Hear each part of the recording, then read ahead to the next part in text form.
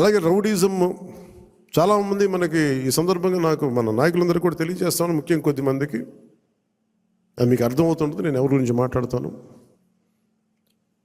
Rowdyism దయచేసి మీరు నమ్మకండి. ముఖ్యంగా మన నాయకులు కొద్దిమంది చెప్తున్నాను, దయచేసి రౌడీజాన్ని నమ్మకండి.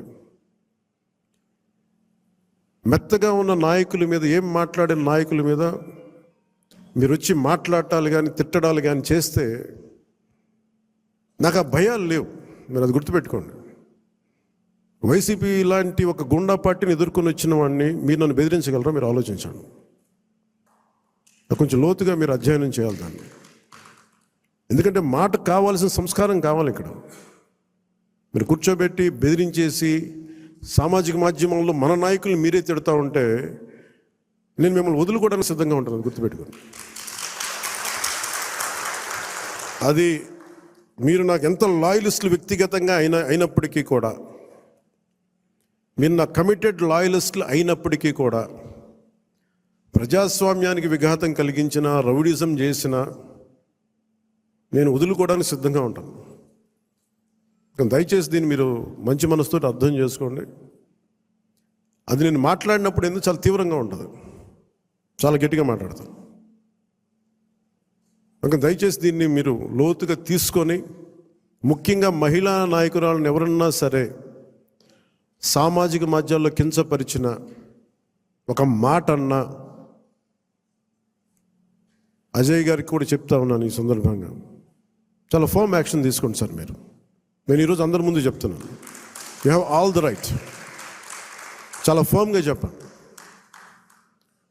మన అందరినీ మనం సంస్కరించాలి అనుకున్నప్పుడు మనమే సంస్కారహీనంగా మాట్లాడితే ఎట్లా?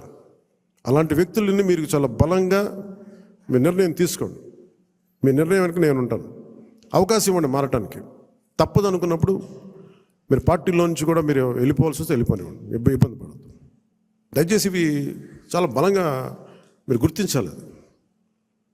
నేను లేకపోతే పార్టీ ఏమవుద్ది అని చాలామందికి ఉంటుంది. దయచేసి అలా అనుకోకండి. ఏమవుద్ది, పార్టీ నడుస్తుంది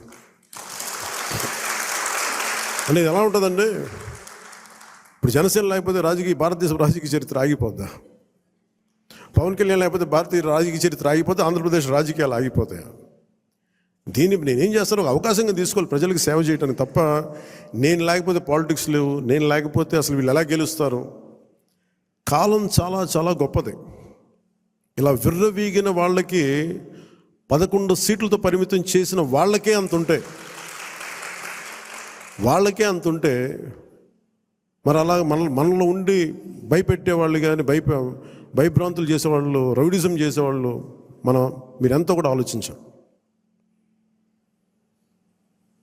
ఇంకా నేను చాలా తెగించి వచ్చాను. ఒక పార్టీ నేను నడుపుతున్నానంటే చాలా చాలా తెగించుంటే తప్ప ఒక పార్టీని నడపలేను. నేను కమిటెడ్గా ఉన్నానంటే నా వెనక ప్రతిరోజు చెప్తాను, సరదాగా చెప్పను. నేను 24 గంటలు బతకడానికి నేను ఉంటాను, అంతకుమించి నా దగ్గర భవిష్యత్తు కూడా పెద్ద ఆలోచించాను. నేను అలా అంత బలంగా నేను ఉండబట్టే ఈ రోజున జనసేన ఆంధ్రప్రదేశ్ 5 కోట్ల మంది ప్రజలకి భూతం అవ్వడమే కాకుండా ఎన్డీఏ కూడా బలం అయిపోయింది, మనం గెలిచిన అన్ని సీట్లు. సో ఇలాంటి నాకు దయచేసి క్రమశిక్షణ రాహిత్యంతో దయచేసి నాకు తలపోట్లు తీసుకురాకండి. ఎందుకంటే నేను నా రక్తాన్ని కూడా పక్కన పెట్టేయగలను, గుర్తుపెట్టుకోండి. నా కుటుంబాన్ని కూడా పక్కన పెట్టేస్తాను. నేను జనం కోసం అయితే నా కుటుంబాన్ని కూడా పక్కన పెట్టేస్తాను.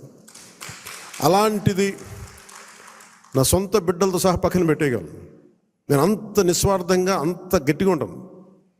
ప్రజాక్షేమం కోసం, ప్రజాస్వామ్య పరిరక్షణ కోసం నేను అంత బలంగా ఉంటాను. అందుకని దయచేసి అందరూ కూడా నన్ను ఏదో తిట్టేస్తే భయపడిపోతాను, నేను లేకపోతే ఇక్కడ గెలవం, పంచాయతీ ఎన్నికలు రావచ్చు, మున్సిపల్ ఎన్నికలు రావచ్చు, నా సత్తా ఏంటో అనుకునే వాళ్ళందరికీ కూడా ఏంటంటే సంతోషం. నేను అక్కడ దెబ్బతింటానికి సిద్ధంగా ఉంటాను తప్ప కాంప్రమైజ్ అవ్వడానికి నేను సిద్ధంగా ఉన్నాను.